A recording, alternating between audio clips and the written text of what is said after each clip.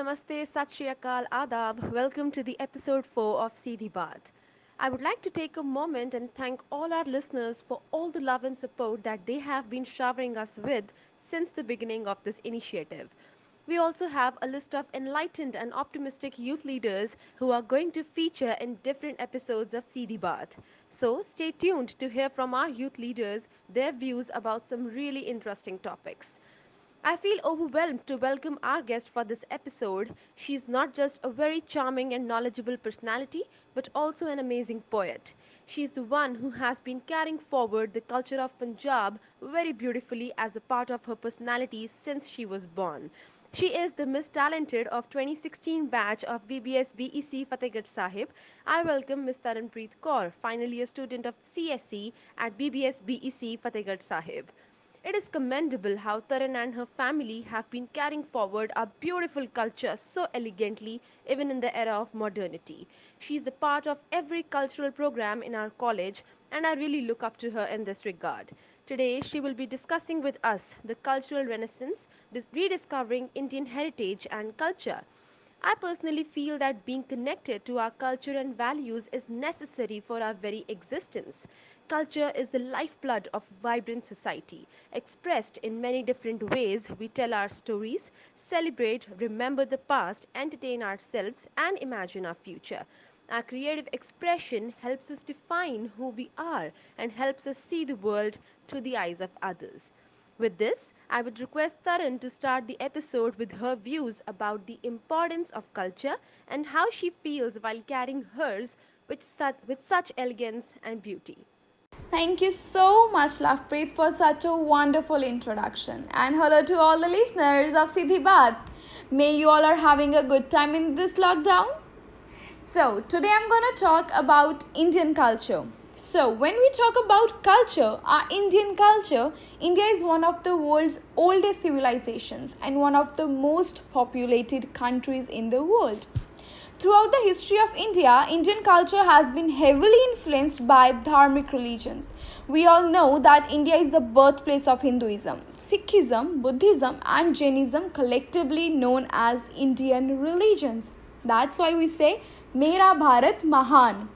And if I specifically talk about Punjab, it's the 60th largest state of country when it comes to its population. Our Punjabi culture is full of spirituality, activeness, traditions, values, and when it comes to Punjabi culture, how can we forget music? We Punjabis are known for it. We Punjabis are known for our bhangra, gidda, and music. It feels good when we take forward our culture with us.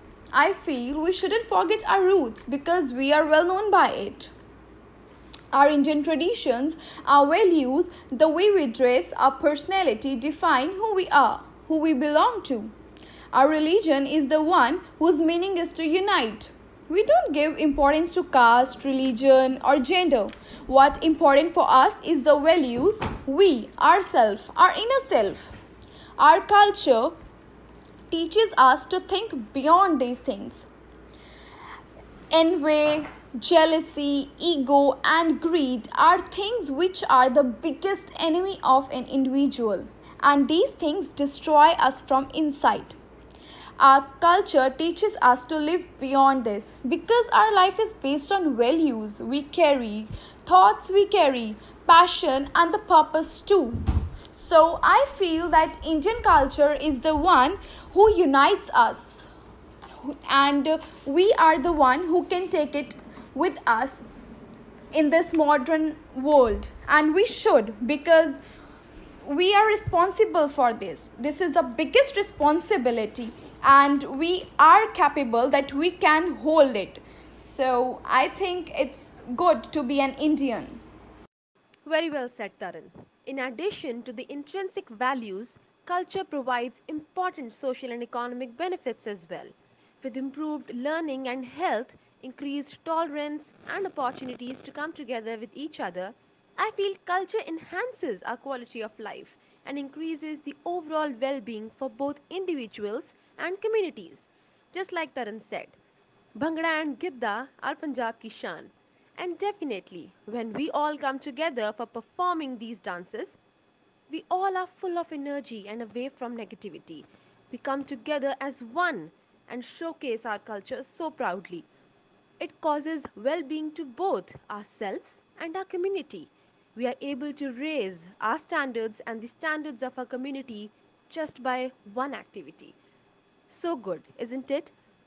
There are so many individual and social benefits coming from cultures, and we will be discussing all of them in the course of action as we continue in this discussion. But before that, let me take this opportunity to welcome Pavan on the podcast as well. And I would like to know from him what is his view about culture, the Indian culture especially, and how he thinks culture is so important to live. Namaste and a warm welcome to Tarampreet for the fourth episode of Siddhi Baat. As you all know, we have been planning to discuss about Indian culture, the cultural renaissance, and the importance of culture in the modern day. And if there are scientific aspects to culture, what are they? That means at the outset we need to know what is culture. Now, culture can be defined in the way of ideas, summation of ideas, a way of life, means of communication, means of you know conducting oneself in society, and it can also encompass art forms, dance, a lot of these other related points. Then, when it comes to Indian culture, let us understand that it is very ancient and it is timeless. There is no specific date you can attach historically to see what is the starting point of Indian culture. That means it's very ancient. That brings us to the next point, that if it is ancient, what is the relative performance of Indian culture with the other civilizations, Indian civilization with the other? We see that if we are the Roman civilization, the Chinese civilization, the Mesopotamian civilization, and your Aztec, Latin American civilization, and the Indian civilization, of all these, most of the others have disappeared due to time factor and a lot of social tensions. But Indian culture, Indian civilization is still surviving in the exact form as it was earlier, and has been continuing and has survived a lot of onslaughts from the Middle East, the invasions, and still it is continuing and still it is respected by everybody. So that is a tribute to our resilience and the cultural values that we have within us. And it's time we recognized it. Well, thanks for the wonderful input, Pavan. As I already told you, cultures provide us with an array of benefits. Participating in culture can benefit individuals in many different ways, some of which are deeply personal. They are a source of delight and wonder, I feel, and can provide emotionally and intellectually moving experiences. Culture is also a means of expressing creativity, forging an individual's identity, and enhancing or preserving a community's sense of place. Cultural experiences are opportunities for leisure, entertainment, learning, and sharing experiences with each other. From museums to theatres to dance studios to public libraries, cultures bring people together. And in case of India, so many cultures bring us together. In children and youth, participation in culture helps in developing their thinking skills, building self esteem, improves resilience, all of which enhance the educational outcomes. So many benefits, you see. Participation in culture contributes to healthy population in several ways. Creativity and cultural engagement have shown to improve in both mental and physical health. Culture is being integrated to our healthcare as well. So many countries have shown this trend. But when we talk about Indian culture specifically, there are several contemplations about Indian culture being scientifically good, especially these days in the coronavirus spread. Everyone is getting inspired with the Indian culture. It's bad to think that all of us have been attracted to the modern culture all these years. Now we all feel the importance of Indian culture. So here I give a chance to Taran now to express her views about this scientific approach about the Indian culture. And I'm sure she can give some amazing insights to how Indian culture is so scientific and why is it considered the best by all of us across globe today. Yes, Pavan, you are right that our Indian culture has survived very well. I will talk afterwards regarding this, but now I'm gonna answer what are the bases of culture. So it's a fact that the Indian culture, its food, clothing, and habits, all this differ in accordance to the place of origin. You know that people speak different languages, they dress differently, they follow different religions, they eat different food, but are of the same temperament at the end. In India, a festival or a celebration is never constrained to a family or a home. The whole community, every individual there is involved in bringing liveliness to an occasion. This is the basis of culture, which unites us, which has created a bond between us. Jen Sincero, in her book, has written that our thoughts are our words become our beliefs become our actions become our habits, and our habits become our realities. So the most important thing is to free yourself from all this drama of religion, gender, caste, color, and the conviction that your current version of yourself is right, or your current version of yourself is the truth. Because we change by time. This is what Indian culture is all about. To change with time, but to carry values with you, to carry values wherever you go. And when we talk about values, the first thing comes in our mind is gratitude. In Indian culture, we join hands and greet people because we think it's a gesture of respect and love. Also, this is our traditional Indian culture, but hardly anyone knows that there's a scientific reason behind this. Yes, our Indian culture has scientific reasons behind every ritual we follow. We know that fingers are our major energy points. When we join our hands and tips of our fingers link to each other, then the nerves of our brain are linked to upper body, from where a feeling of calmness and well-being descends. In yoga, each finger represents certain energy. The little finger represents dullness, ring finger represents activity, middle finger represents refinement, index finger represents individual soul, and thumbs represent ultimate soul. And you can imagine when all of these fingers join, why shouldn't we get a feeling of calmness and well-being? And if we notice, many of Indian holy places are covered with gold at top. It's because that gold is best absorber and radiator of the energy. People are also asked to walk barefoot in these places so that radiations are easily absorbed by our body. You can imagine how much of positivity a person can get from that. And all the negative vibes are left behind. So there are many more rituals who have scientific reasons behind them, like throwing coins into the river. It was just because that in ancient times most of the currency was made up of copper, unlike the stainless steel coins of today. Copper is a vital metal, as we all know, which is useful for human body. So throwing coins in the river was one way of our forefathers to ensure that we take sufficient of copper intake as a part of water, as rivers were the only source of drinking water. And then there is a ritual applying tilak or kumkum on the forehead. This was the reason behind that the tilak is believed to prevent the loss of energy. The red kumkum between the eyebrows is said to retain energy in the human body and control the various levels of concentration. While applying kumkum, the points on the mid-brow region are automatically pressed. This also facilitates the blood supply to the face muscles. And then having bells in the temple. These were also a symbol of positivity. However, the scientific reason behind bells is that their ring clears our mind and helps us stay sharp and keep our full concentration on devotional purpose.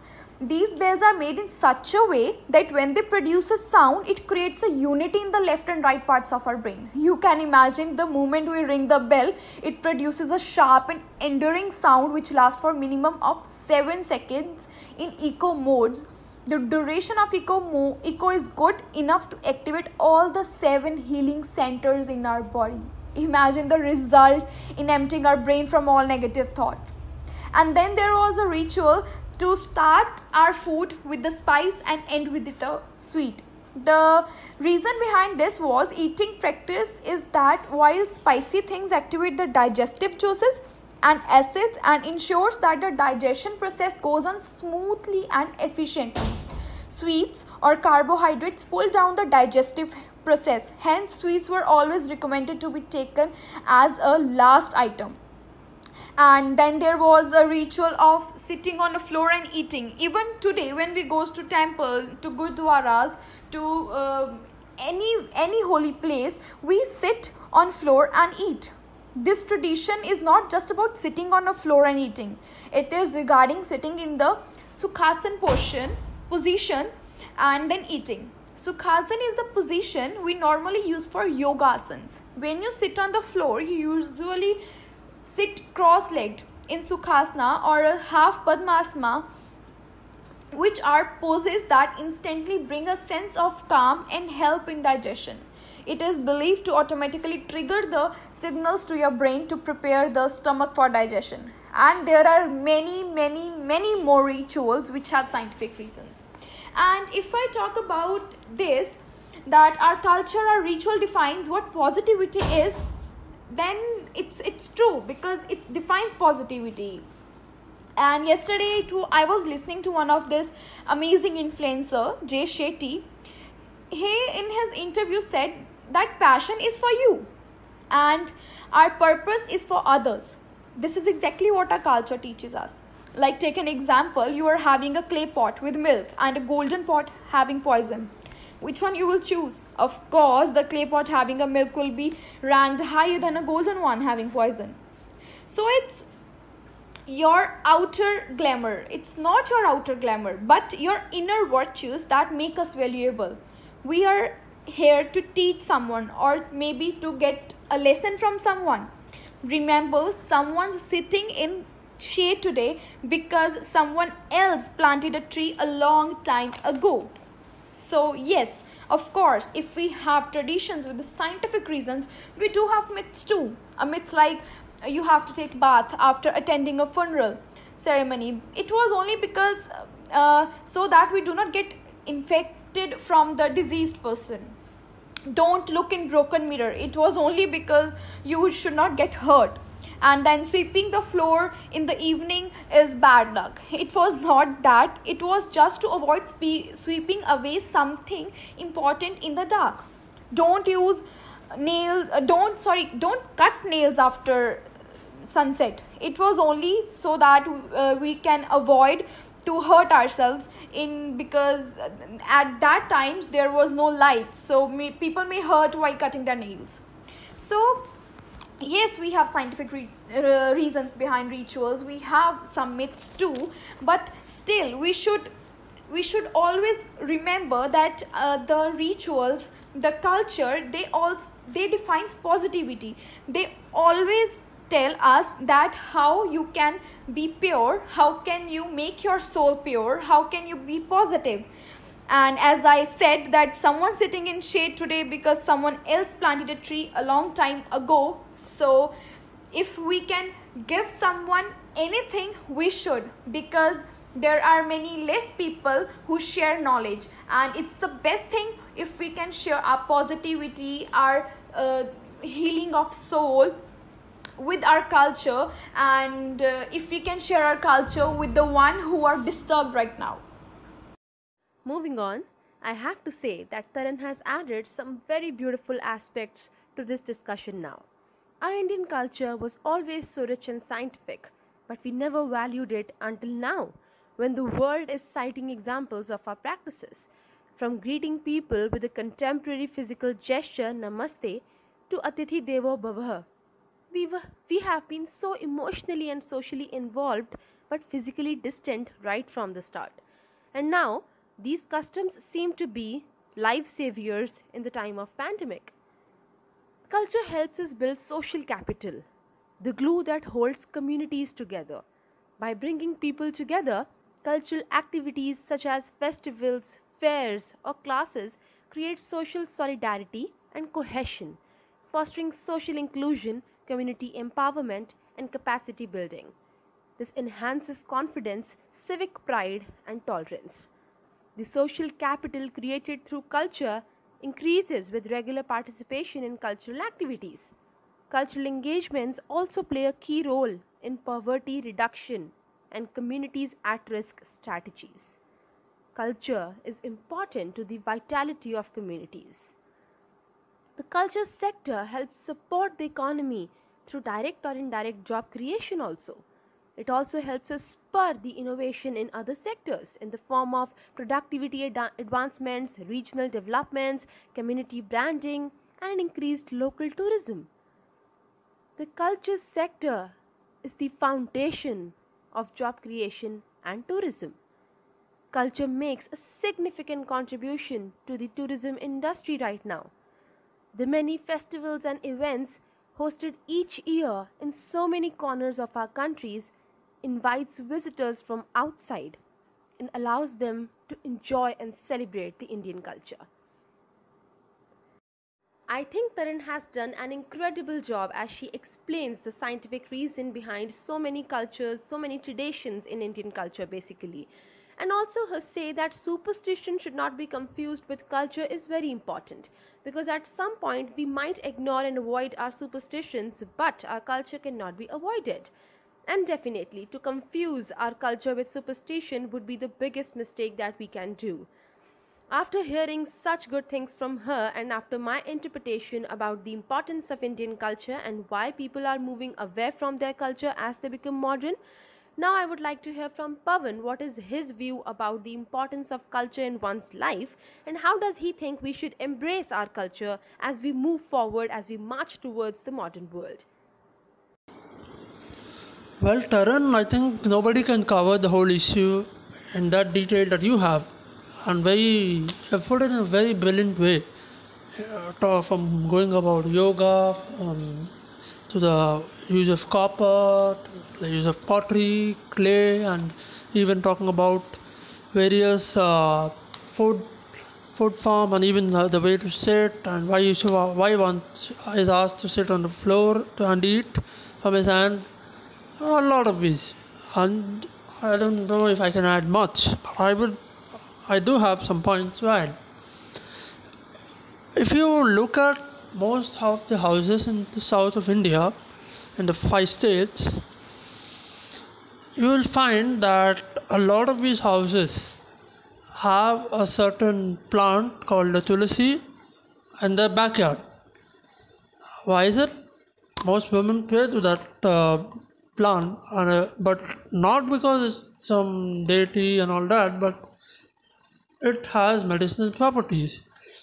And to add to this, tulsi leaves can be used for making all your cough homemade cough remedies, cold and even for fever. Not only that, if you look at all your the cow milk, the reason one Indian culture places a very great emphasis on protecting cows and ensuring that cows are not slaughtered is not because one has to raise it to a status of a god or no, but because of the milk that it gives and its medicinal properties and economic value of the milk. The milk that is produced by an Indian cow, which is going by the name of Bos indicus, was the scientific name for Indian cow, that gives milk which has a very high medicinal property. And that is why in US it is sold at a much higher price than a normal Jersey cow. And this is the reason why we are asked to place emphasis on cow for the milk, which is very high in medicinal value.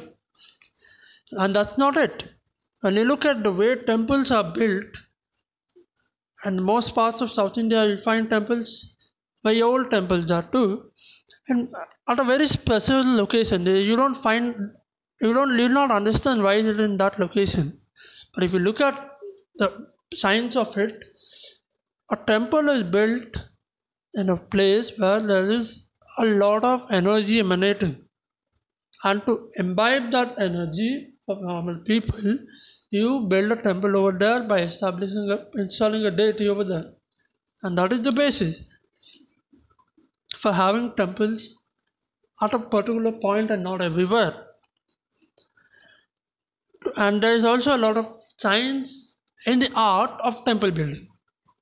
Why do I say it's a science and an art? Because the way a temple is built, there are very strict norms that one should follow. Be it it is called the Agama Shastra, or the literal word term, for the science of temple building, and it covers a lot of details on where and how and what sort of practices should be followed, so that people can absorb the energy emanating from the deity at that particular point in a full way, in a full, wholesome manner. And the the fourth point I'd like to make is that a temple is a dharmic institution. And that's how you can call it, a dharmic institution, because temple is not just a mere place of worship where one can go and have a darshan of the deity, but also a place where culture is propagated, promoted, and even has its origins. If you look at most of the dance forms, be it some being the side, I'll give you an input regarding what is there in the south. All your Bharatnatyam, all your Kuchipudi, Kathakali, Mohiniyattam, all these are, and even Yakshagana from Karnataka, all these are propagated and promoted only in temple centers. That's why if you have, for instance, if you take any folk dance, such as classical dances like Bharatnatyam, there the dancers are asked to do their first arangetram, or first performance in front of a deity in temples, because that is where they are having some origins, and in a way, so propagated. So temples are not just some centers of worship, even cultural centers. It's not just dance forms that are originating and propagated in temples, but also your shastras, your scriptures. So a certain sort of what you can call a schooling happens in temples. So there's a lot of aspects that temples and dharmic institutions, be it the gurudwaras, be it the temples and all your other dharmic institutions, they all form a part of this culture, and this culture has a certain set of scientific backing that we have put out. Now, I'd like to proceed to take the debate forward as to why we should talk about importance of culture. What is the need to rediscover culture? And I think, Lapreet, I think we have to bring in this point also now. So before we discuss the point about why there's a need to rediscover culture and all of that, since our guest Tarun has a poem to compose for us, I'd like to welcome Tarun to please put out her poem today for all of us. Thank you so much, Pavan, for giving me this opportunity. So here I go. मुझे गर्व है अपने भारतीय होने पर, मुझे गर्व है इस धरती पे होने पर। बहुत अदब से रखा है हमने अपने मान और सम्मान को।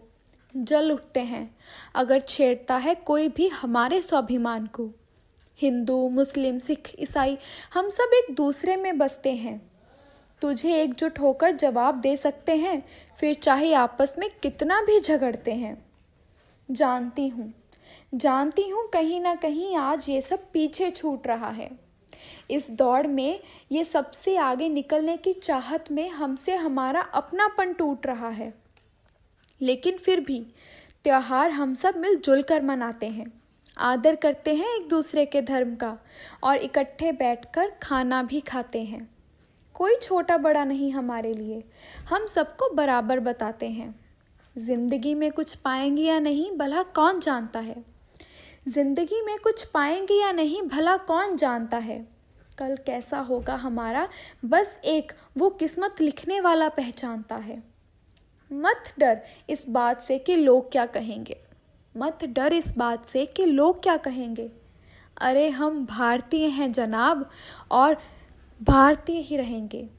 अरे हम भारतीय हैं जनाब और शान से भारतीय ही रहेंगे।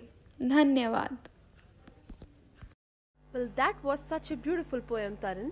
Thank you so much for adding value to our podcast with your valuable views and now this beautiful poem. Moving forward to the next segment of the podcast, I would like to quote an instant. When ignorant people tell you to go back to where you came from, don't make the mistake of disconnecting with your roots to prove the point that you don't need to go back. You don't need to move anywhere, but you can always stay connected to your roots. This is a message for those brothers and sisters who move to other countries across the globe leaving India, but somehow leave their Indian culture behind, forget their Indian culture. There are so many ways in which you can rediscover your culture, and we will be discussing these ways in the next segment of the podcast. But before that, I would like to hear from Pavan what he thinks about rediscovering the culture. Well, Lavpreet, thanks for that. So now my point is simply this. Why do I need to rediscover what our culture is? Because it has been portrayed wrongly, because it has been portrayed in a very different manner than what it is actually is. It has been called and ridiculed a lot of times by all sorts of people, including our own people. So you have a very negative opinion about culture when you learn and what you read in the history books. Therefore, there is a need to look at it and tell people that, hey, look at this is not the right way to understand it.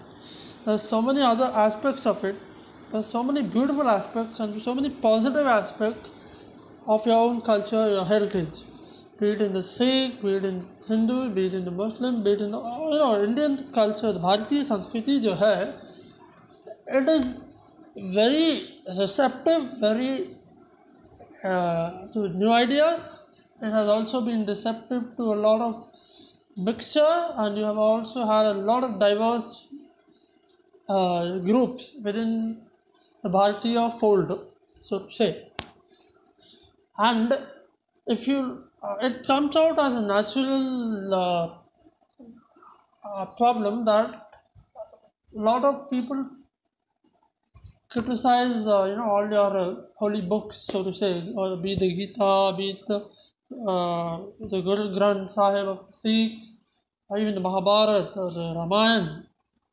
You see that there's a lot of ridicule going on, and simply there has to be a stop to it, because there's so much to learn from these things, be it your Guru Granth Sahib, be it your Ramayana. There's a lot of things that one can learn by emulating the aspects that are there in the scriptures, in the books, in the epics.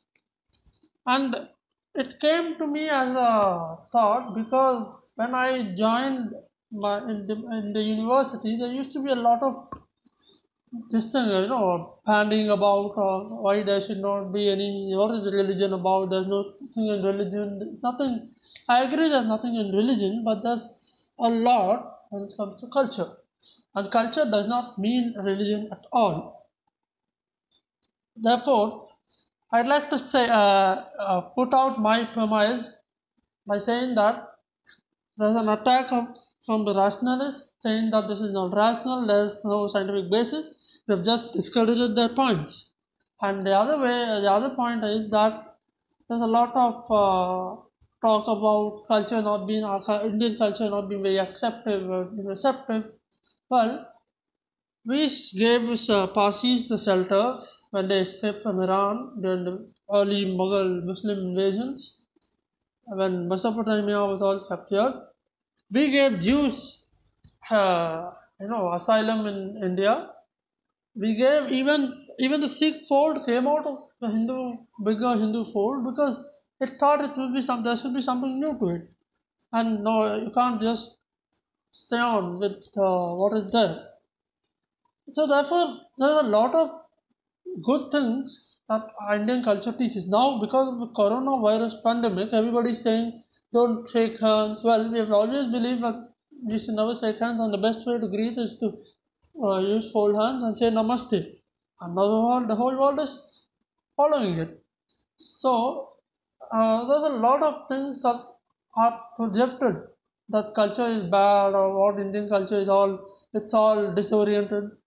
This is the time to take them on head on and say that no, you're wrong because there's what you say is coming out of some ideology that you have, not facts on the ground. Well, the most important concern of the world right now is to identify their cultures, to follow their cultures, and feel connected with it. When Pavan says that why do we need to rediscover it, it is because cultural labels are fake, and we need to know that. Labels have everything to do with the person using the label and nothing to do with the person being labeled. Problems occur when our egos start to identify with the labels. When you realize you are not your ego, then all the labels are stripped off and you are left with your true self. I would quote again: it's important to feel connected all the time. Ever since our childhood, history books have been doing that work. Thanks to the history classes and all the scriptures, the museums that have taught us what our tradition, what our culture was, from where we have come. Now it's time to think of some good ways to rediscover what we are and how do we reconnect with our cultural values. Here I put forward some points from my side. Love with it is well understood culture tradition cannot be substituted by modernity, a modern outlook, and modern theories, and all of that. But culture and tradition have to go hand in hand instead with modernity. That means you can be of a modern outlook where you espouse democracy, you have the ideals of free speech, the democratic ideals, but follow what your tradition is, what your culture is. And the best example is the Sikh community, the Sikh community in Punjab. They are entrepreneurial. If you look at Jalandhar, Ludhiana belt, industrial belt, it's all informal, but they are all very modern in their outlook when it comes to business and developing new businesses, going for new ways of doing business. So there's a model at time tested insofar as India is concerned. But of late, you see there's a lot of distrust about whether culture should be adequately given priority to. I would say it should start young. Let people be made aware of it, things that are outside the realm of their textbooks in schools. That and even popular media such as films and even this podcast, in my opinion, can play a role in bridging communities, be it the Hindus, be it the Sikhs, be it the Muslims, be it the Christians, be it the Jains and the Parsis. Parsis came from Iran but integrated into India. Jews were persecuted in all the countries but given refuge in India. And Muslims and Christians, all of their ancestors were originally Hindus, so they were all from the same land, so they can practice their religion and their faith despite and still believe in the context and the bigger picture that is that the Bharatiya. And if popular media takes more interest in terms of reviving art forms and cultural exchanges also play a big role. So if in school level, if you have people from from one school somewhere in Punjab visit somewhere, say Hyderabad or even other parts like Warangal or even Visakhapatnam, so you have a bridge where one will understand the other's regional culture, regional uh, framework, and it'll give them a better understanding that there's a lot of similarities that is across the length and breadth of India. So the other way you can do it is not just popular media, but also through books that are interactive. And very books are a medium these days where you can put your thoughts properly in a very good way by creating a story or be it a novel, and even WordPress and articles and blog posts where people are actually reading a lot.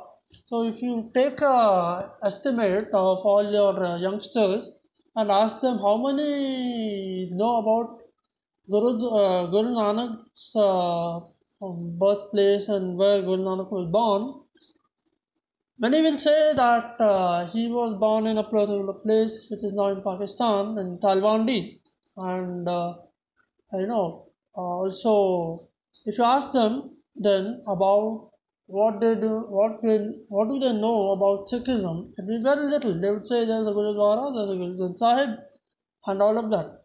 But if they actually have a cultural exchange, it can become a big unifier between people across states. So one can understand what is Maharashtra about, one can understand what is there in the state of Bihar, Jharkhand, where there's a lot of tribal folk, and tribal culture is very indigenous and very open and very pure, and there's a very positive vibe that you get when you go to these villages in Bihar and Jharkhand and even some parts of the south, especially near Uti and even in Karnataka near Coorg. So there's a lot of ways we can do about it, and so one way, so the three ways I think I can say is popular media, to films and books, to cultural exchanges between schools, students, colleges. The third way is via the internet. So a lot of people now have vlogs, where they can record a video about where they go somewhere. So if somebody goes from say Hyderabad to Amritsar and visit the Golden Temple or the Harmandir Sahib, he gives a lot of description about the whole thing. So there's a lot of ways this bridge is being made stronger, and all the gap that you see is being narrowed down. So I have a very optimistic view that things will be better off in the coming years. So, at the end, I want to say that the world is round, and the place which may seem like the end may also be the beginning. So, I feel it's never too late to start anything. If we always put limits on everything we do, physical or anything else, it will spread into our work and our life.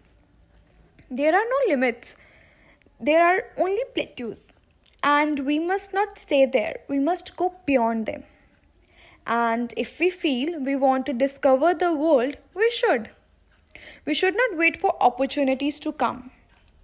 It's not that the things and opportunities that we want in life don't exist yet. It's that we are not yet aware of their existence or the fact that we can really have them. So instead, stand up, go for it, but remember to take your values and your culture with you. Go discover whatever you want to, but don't end up leaving behind your roots, because one does not discover new lands without consenting to lose sight of the shore for a very long time. And everyone will not get everything in this world. This is the rule of life. Do not try to get what is not yours, but try not to lose what is yours.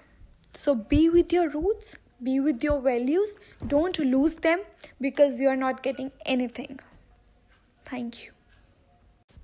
So, Pavan asked me a question regarding surviving of Indian culture.